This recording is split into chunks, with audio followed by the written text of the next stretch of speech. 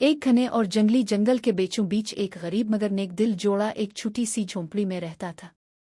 उनके पास सब कुछ था मगर दिल की एक हसरत बाकी थी। उनकी ख्वाहिश थी कि उनके घर एक बेटी पैदा हो। आखिरकार उनकी दुआएं रंग लाईं और अल्लाह ने उन्हें एक खूबसूरत बच्ची अता की। नीली आंखों और गुलाबी होंठों वाली इस बच्ची का नाम उन्होंने फोना रखा। इसकी मासूम मुस्कुराहट ने माँ बाप के दिलों को खुशियों से भर दिया। एक दिन फोना के वालिद ने अपने 4 बेटों से कहा, वालिद, जाओ बेटी को नहलाने के लिए कुएं से पानी भर लाओ। लेकिन लड़के खेल में मशगूल हो गए और वक्त गुजर गया। सूरज डूबने लगा तो वालिद गुस्से से भर गए और कह उठे, वालिद, गुस्से में काश तुम सब कोई बन जाओ। ये बद्दुआ सुनते ही आसमान गिर जा और 4 बेटे सियापरों वाले कौवे में बदल गए और जंगल की वसतों में उड़ गए।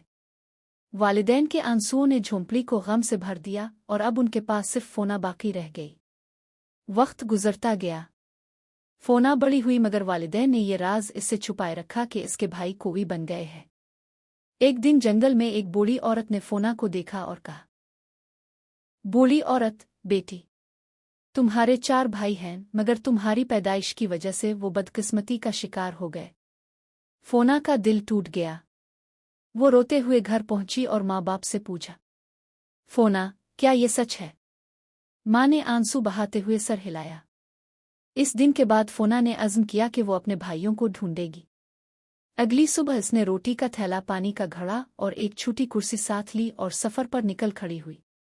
वो एक शानदार आबशार के पास से गुजरी, फिर सूरज के पास पहुंची।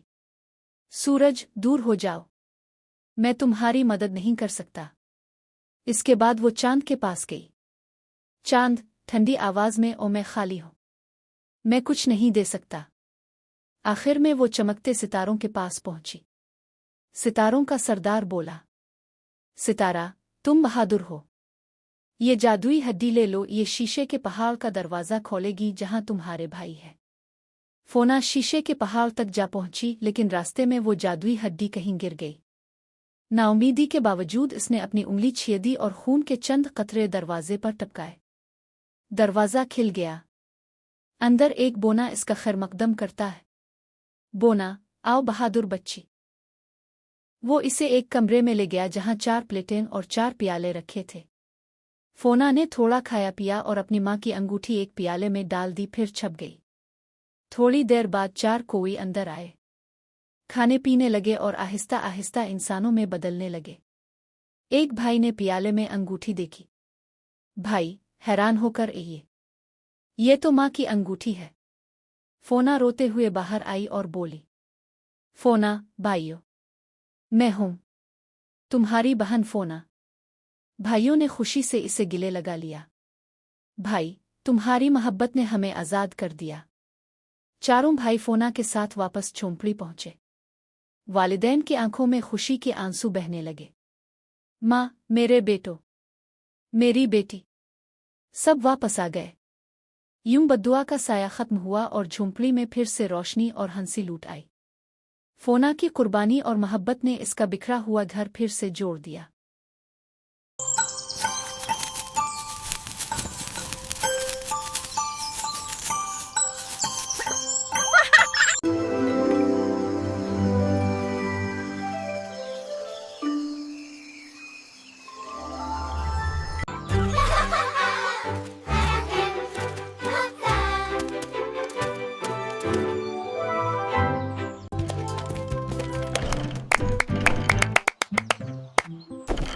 Subscribe to my channel!